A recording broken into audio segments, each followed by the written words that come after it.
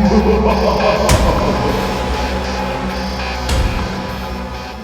is our 7th annual Ghost Walk. So we've been different stories, different houses, different tour every single year. Something new for everyone each year they come. How haunted is Belton? According to some people, according to some paranormal groups, it's one of the most haunted places around. And the depot here especially is supposed to be one of the most haunted places in the Upstate. And what did you add this year? We've got some great stories about everything from a possible spy here in Belton, to a supposedly horse that has haunted a house, and everything in between. And how many sites will they look at tonight? Every year they get to go to 6 different places and hear a unique story at each one of those locations. They're all great stories. I love all of them every year. And I'll be honest, we always tell everyone that every story, there might be some truth in it, there might be some fiction in it. You get to decide what part's true, what's not. And I love the fact that I don't even always know what parts are true and what aren't. So that makes it even more fun. I don't know if I've asked you this before, but have you seen a ghost here anywhere in Belton? I personally haven't had much experience with ghosts here at the depot. We do have one that, according to some of the paranormal groups, his name is Hal, and he does not appear to like technology. So the experience I have had is that our phone, I'll be on the phone talking to someone, and we only have the one phone line, no extensions, and it'll suddenly sound like someone is trying to pick up another line and dial. So you're hearing all the beeps of someone dialing a phone number. I'll even hold the phone, away from my face, so that way, I haven't accidentally touched a button, and it'll still do that. And we just always say that's just Hal telling us he's not happy about something. So this is just one of the many events we do throughout the year. We try to make sure we always have things that are family friendly. So even our ghost walk is not too scary, not gory. It's something it's fun for the whole family. We try to make sure that everything we do here is fun for the whole family.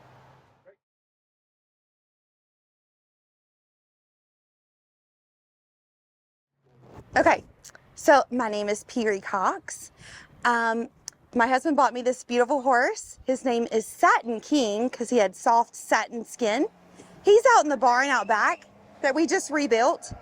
So the horse was good for only me. He got neutered. Let's see. My grandchildren were scared of this horse. Finally, we had sold this house, passed on through the family, and now my grandson sold it to a nice family that has a little boy, and the little boy goes out to the barn because the barn is kind of in disrepair now. It's a little run down.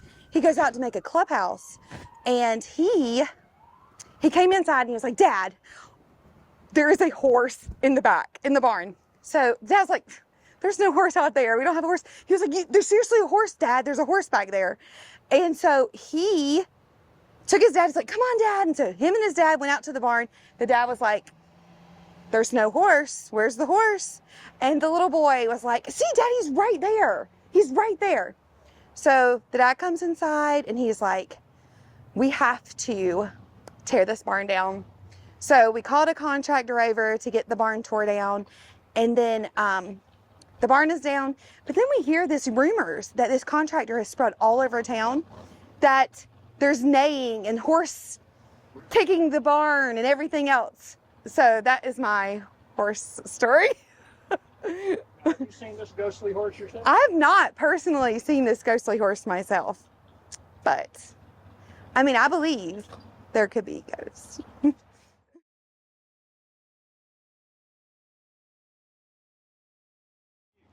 Tonight I am portraying Miss Emily Cox, who, although she never admitted it during her lifetime, she was actually a World War II spy. And she was stationed in Denmark undercover. And during that time that she was undercover, she made friends with some Nazi superintendents of the shipyards.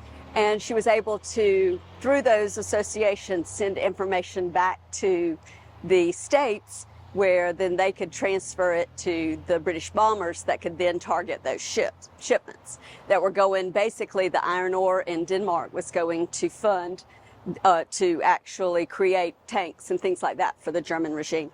And so she cozies up to this Nazi, gets all this information, never reveals who she really is until the day that the Allies end up freeing Denmark.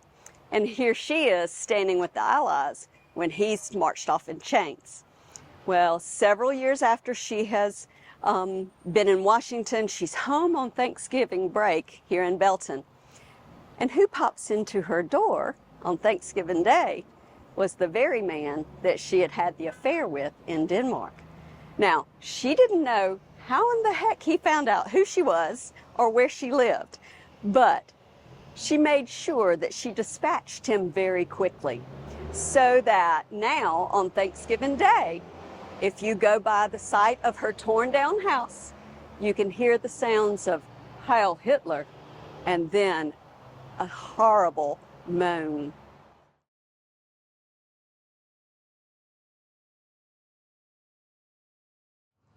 I'm Conductor O'Neill,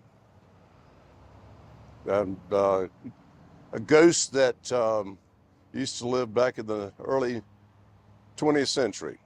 I'm going to share a little bit of some facts and information that was given to me, but I'm going to reveal some truths that have never been told about the Belton Depot, and so there will be a lot of surprises. Did you know that there was a mass grave behind the depot?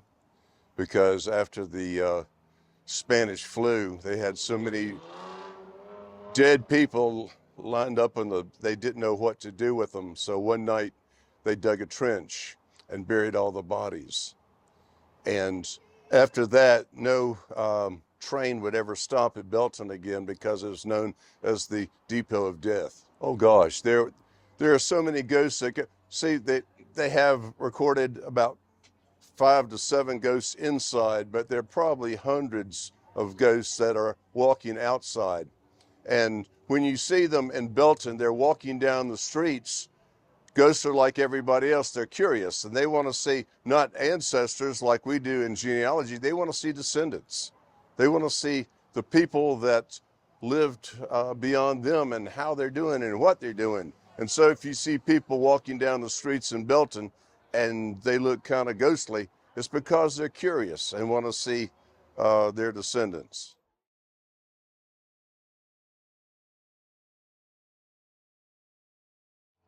I'm Ray Longshore. I run Longshore Hammett Motors is right across the road there, right up under the standpipe just across the street. I'm representing Mr. Longshore as a car salesman. He sold a Longshore Hammett Motors Ford dealership here in town.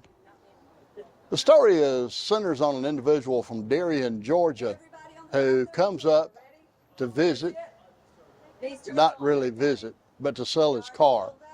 A beautiful red Ford Galaxy, a 63 convertible. And I don't understand why he's trying to sell this vehicle. Nevertheless, he really wants to get rid of it, so I purchase it. Turns out the vehicle has a very sad story. A little girl who loves to ride in the back seat flies out of the car over a bridge and drowns. Her mother goes in after her. Unfortunately, the mother and the little girl both drown. Mr. Longshore, well, he's very distraught. In McIntosh County, Georgia, he's heartbroken. His wife and his daughter are both gone. So the problem then ensues each day.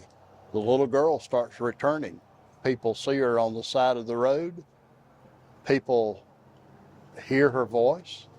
And sometimes, well, most all the time, the car that he traded me, the red Ford Galaxy, has water in the floorboard over and over again. What do we do to get rid of this problem? I tried everything I could, but finally, well, I won't tell you finally. I will tell you I did get rid of it, but it was a heartbreaking story. If you're seeing this and you weren't here, I'm very sorry you weren't, because you've missed some very good stories. Belton Area Museum Association. Well, happy day, folks.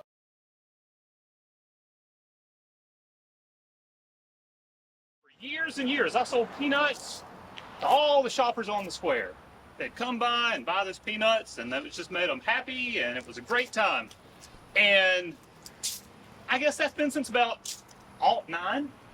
That's 1909 for you young'uns around here. But I was right here in front of what used to be Mr. Henderson's fancy grocery store. They sold all kinds of seasonal fruits and vegetables. Oh, it was wonderful. So I had my peanut stand out here. It was fantastic. But excuse me, let me introduce myself. I'm Jeremiah Butler, and I've been around this town all my life. And they say that you want to know my story. So I got all the time in the world, and I'm kind of rooted in this place. So I'll tell you. Now, some people call me a mischief maker, but I like to say I just add a little fun to everybody's day-to-day life. I have fun, make people laugh. It's all in good humor. Everybody knows I'm a prankster, but they know I don't mean any harm. For example, I want to tell you about some of the things that I've done. Now, I'll never admit to this, and no one can prove it, but I want to share with you some of the best pranks that I ever played around Belton. So, for example, old man Tollison used to have an automotive repair shop just up on North Main. And one day, he had a display of new tires out front. Now, I had just come back from down at the Saluda River fishing for the day. And I was walking by and I saw this tire display. And so I pulled out a couple of my smallest catch, too small to eat anyway, and I put them down inside those tires. And I got to tell you just a couple of days later, that was one smelly operation. That was so funny. I loved it. And then there was another time, you guys know of the Belton Bottling Company? They used to make all kinds of Coca-Colas and soda drinks and other dessert things. Well, one day I snuck into the Belton bottling plant. I put some black dye in the soda making operation. And you should have seen for about the next 2 weeks, anybody who drank a Coca-Cola, they had black teeth for like days. It was so funny. I thought it was hilarious. Oh, and then there was the time the young Ben Gear got married to his sweetheart, Missy Stringer. And they had a fabulous affair. It was so grand, it was so nice. And after the ceremony, I pulled Ben aside and I said, "Hey Ben, I got a special wedding present for you and Missy, but it's down at the depot.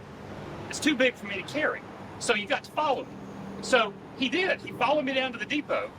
And when we got there, I shoved him into a boxcar and locked the door. And that was his wedding day. That night, his wedding night, they finally found him up in Williamston at the train station up there. That was a hoot. I laughed and laughed over that. And then there was another time, just up the road there at the hotel in 1908, they had a special Thanksgiving feast. And they was touting how this was going to be so grand. They had oyster stew and roast turkey and macaroni cheese and pickled peaches, Charlotte russe and pumpkin pie. Oh my, I got to tell you, that would make my stomach start rumbling if I could eat anything. But it was going to be grand. So the night before, I snuck into the dining room and I replaced all the salt with sugar in the salt shakers. I got to tell you, those were some surprise feasters that day. That was so funny. And now this one that I admitted to, and I think this was the best yet, was when the Coxes used to own a dry goods and furniture store right here on the square.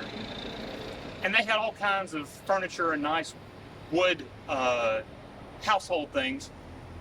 But along the back wall, they had some oak and pine caskets set up. And one day, my best friend Malcolm Shirley, he died. And I knew that the very next day, his family was going to be going into Cox's store to go shop for a coffin for him. So I let myself in, and I put myself into one of those coffins and waited. And sure enough, a little while later, they came in to see the offers, to decide what they wanted to put Malcolm in. And I jumped out and yelled and scared the living daylights out of them. I laughed and laughed. I think that was my best prank yet. So people loved me around town. I gave them something to laugh about, something to look forward to. I think I gave them a little brightness in their day. And so even when the Great War came and we had boys off fighting and dying in France, I tried to keep a smile on my face, tried to give some people something to look forward to. And then in 1919, we had an outbreak of influenza. And I got to tell you, lots of people got deathly sick, and some were even on their deathbed, dying from the flu. I tried to keep a smile on my face and tried to keep my peanut stand going and give people something nice to look forward to. But I caught a cough that I just couldn't shake. And even when people would come by to see me and hope for something fun in the day, I just had a hard time even talking some days and interacting with my customers. And then one day, I had a coughing fit, and I slumped over on my peanut cart, dead from an aneurysm. And shoppers would come by and they would see me, and they figured, I guess they figured I was up to something. I was acting, waiting to scare some unsuspecting child and scare the pieces out of them. But I laid there for several hours before anybody realized I wasn't playing a prank. And ever since then, kind of just rooted right here. I can't seem to go anywhere besides right here. So, I appreciate you coming by to hear my story. Come back again sometime, bring some peanuts and sit for a while. Thank you guys. Take care.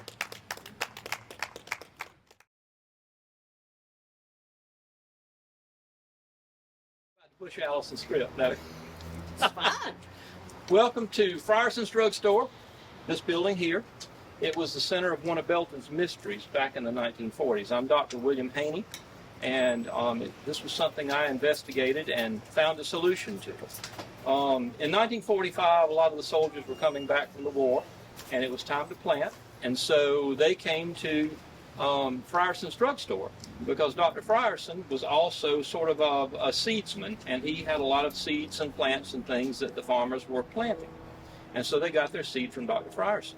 Well, they planted these seeds, and everything went well until around June or July of that year, and it's time to start harvesting your garden crops. And all of a sudden, there was this mysterious illness that broke out in Belton, and people were becoming ill. They were getting very sick, having a lot of symptoms of malaise and diarrhea and vomiting, and some of them just couldn't even get out of bed. And actually, there were a couple of deaths that resulted from whatever this epidemic was. So I decided it was time to get to the bottom of this. So I was quite disturbed, not knowing if it was communicable or how it was passed on from person to person. So I started interviewing my patients and found out that all of them that were eating fresh vegetables from their own gardens were getting sick. But those who were buying their vegetables from a retailer in town were not getting sick. So I figured there had to be something to do with some of these vegetables that were being grown in Belton. And so I started asking them to delete things from their diet. The types of things, cucumbers and squashes and watermelons and tomatoes. Well, over time I found out that it was only the people who were eating the tomatoes who were getting sick. Well, I realized that they had gotten their seeds from Dr. Frierson, and also Dr. Frierson formulated some different fertilizers that were used on tomatoes and vegetables, especially tomatoes. And so, doing some investigation, I came over and I talked with Dr. Frierson, and he was sort of a contrary old man. but he agreed that we needed to look into this. And he had a gentleman who was his technician by the name of Olin Jeffcoat, who was doing the formulation of the fertilizers for this tomato, this special tomato fertilizer. And so I figured there had to be something going on with the fertilizer. I couldn't get a sample of it here. So I got the town sheriff and we went over to Mr. Jeffcoat's house. Couldn't get him to the door. Nobody answered. And so upon entering the residence, we found out that there he lay at the kitchen table, dead as a doornail, with a half-eaten tomato sandwich in front of him. So I took some samples of the substance that he had been formulating and found out that this fertilizer that he had been formulating was laden with arsenic. Arsenic is a deadly poison. There is antidote, but you have to know that you're being poisoned with arsenic in order to be cured. So we solved that mystery back in 1945. Mr. Jeffcoat was unawares mixing arsenic into this fertilizer. It was being liquid applied to the tomatoes, and people were getting very sick, and actually some deaths resulted. Thank you. Thank you for being invited on. I assume those ghosts are still wandering around those farms where those people passed away. Absolutely. All up and down Brown Avenue. Ha ha ha ha